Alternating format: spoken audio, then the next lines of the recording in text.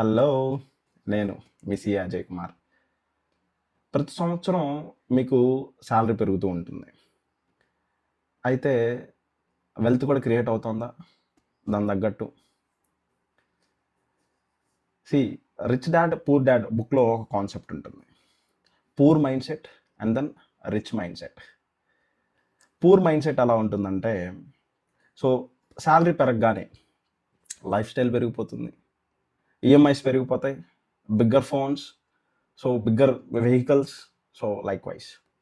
వెరాజ్ rich mindset ఎలా ఉంటుందంటే, ఇన్వెస్ట్మెంట్స్ పెంచుతారు, అసెట్స్ కొంటారు, క్యాష్ జనరేటింగ్ అసెట్స్లో ఇన్వెస్ట్ చేస్తారు, సేవింగ్స్ పెంచుతారు. సో రిచ్ పీపుల్ వాళ్ళు డబ్బు కోసం పనిచేయరు, డబ్బు వాళ్ళ కోసం పనిచేసేలా చేస్తారనమాట. ఓకే, సో అల్టిమేట్గా లైఫ్ స్టైల్ పెరగడం వల్ల వెల్త్ అనేది క్రియేట్ అవ్వదు. సో అసెట్స్ పెంచుకుంటే రియల్ వెల్త్ అనేది ఇంక్రీజ్ అవుతుంది. So hope you like this. Thank you.